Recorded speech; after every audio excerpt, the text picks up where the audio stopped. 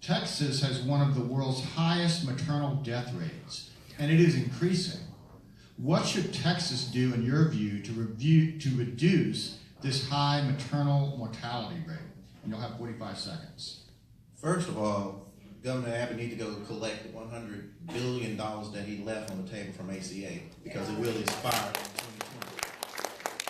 Once he gets that, he can get the kids back on shifts. He can get the young ladies and women out in the rural areas that needs that care, the ones in the urban area that has low income, to get the care that they need. So that's how we improve it, by putting the funds behind it to educate them on the health needs of their bodies, so they can make conscientious decisions about their health care. All right, thank you, Mr. Davis. All right, now, Mr. Oseguda will give the second answer on this question. You have 45 seconds. I think that the expansion of Medicaid is an important thing, but it's a short-term solution.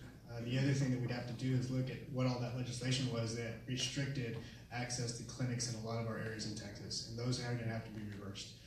Not having access to those clinics, sure, they were targeting abortion, but they also attacked a lot of other prenatal care, a lot of other screenings that we need, that our women need in these areas. So if you want to attack it, we're going to have to do that from a policy perspective. In the long term, controlling healthcare costs is going to require much bigger structural change, but I actually believe Texas can actually take the lead position in solving this, not just for our state, but for the nation. All right, thank you, Mr. Oseguda. And now the next answer will come from Mr. White on this same question. Sure. 45 seconds. Texas leads the world, the civilized world, in the death rate of mothers due to pregnancy-related issues, right? They found out that when they were collecting that data, they thought, well, you know what, we actually were collecting it wrong. And so they readjusted for that, because they thought, oh, we were collecting data wrong. There's no way this could be the case. And so they made the adjustments, and guess what they found out? We still lead the world in mothers dying of pregnancy-related deaths. This is because we've closed women's clinics. So how do you want to fix this? Let's open the women's clinics. That's how we fix this, right? So I've already started a conversation with the leaders of Planned Parenthood, because you can't just show up and open the clinics, right? There's a lot of strings attached on that money that you get. And so we have to figure out a way that we're going to do this so that come January 2019, we can actually get the clinics opened. All right, and now everyone will have 30 seconds to follow up with this question. And again, we'll go to Mr. Davis. I'm sorry, I skipped somebody. Mr. Payne, I'm so sorry. He's the quiet one. Yeah, Mr. Payne, you definitely deserve 45 seconds. Excuse my error. No, you're fine. You're fine. Yes, we need to refund Planned Parenthood. That's what it comes down to.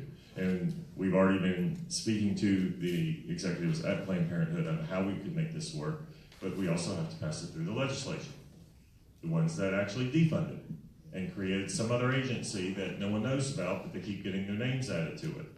And yet women still don't know where they are located. Yeah. Planned Parenthood has the infrastructure. They have the sex education for men and women. They have the ability for women to get the care they need. Refund it. And I understand about long-term strategy. I get that. But we also have to talk about the here and now. I can't look at a woman and say, in 4 years, I'll get you what you need. They need it now. And that's the leader you need, someone that's going to fight for it now and also worry about what we're going to do in 4 years. Thank you. All right. And now we're going to have 30-second responses. We're going to go back to Mr. Davis, 30 seconds additional on maternal health. And I think all my fellow candidates for agreeing we have to open those clinics, like I said, and especially in the rural area, because that's where the mortality rate is the highest, in the rural areas. Also, we got to have a governor that stops sliding money here, there, all over the place. I discovered through this research, and anybody can Google and find out, there's a governor's Science Research Fund. Okay? These guys are spending $11 million a year to house 100 sex offenders.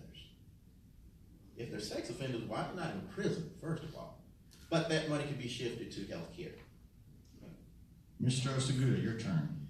Yes, let's not think that we're not going to do things in a timely manner, but the question always remains how. And you have to get these things passed legislatively. We can talk a little bit about our negotiating strategies. One of the things that we don't talk about enough is that the governor has line item veto and also has the ability to call special session. That line item veto doesn't mean that you transfer money from border security.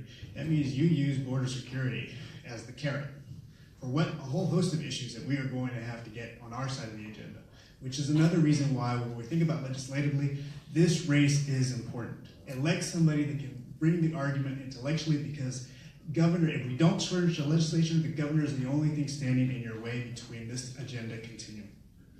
Mr. White, your turn. Sure. One of the reasons for the increase in mothers dying of pregnancy-related diseases or reasons is the increase in unplanned pregnancies, right? The increase in unplanned pregnancies. So how do we affect that change? We need to invest in access to contraceptives.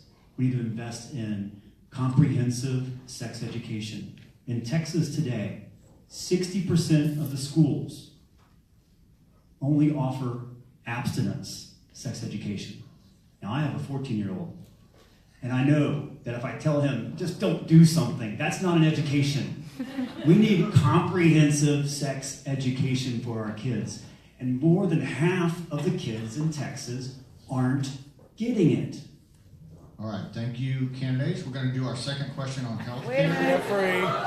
Mr. Payne, please come slap my hand. What is going on here? Mr. Payne deserves your full attention on his 30 seconds that he's fully entitled to. He's too quiet. Wasting my time. All righty. Adrian brought up a good point. How do you get this to the legislature? And that is a very important piece of the puzzle. Before I moved here in 2005, I was with the Department of the EOC division for the Department of Labor, and I was their lead mediator. That's when you bring in people that don't agree, and you sit them at a table, because everyone deserves a right at the table. And you listen, and you find common ground. And from that common ground, you actually come to a resolution. If you don't have someone with that type of experience in that room, we're going to continue down the path of divisive policies and divisive legislature. Everyone has a right to voice their opinion. You need someone that knows how to build consensus. And as a mediator, I have years of it. Thank you.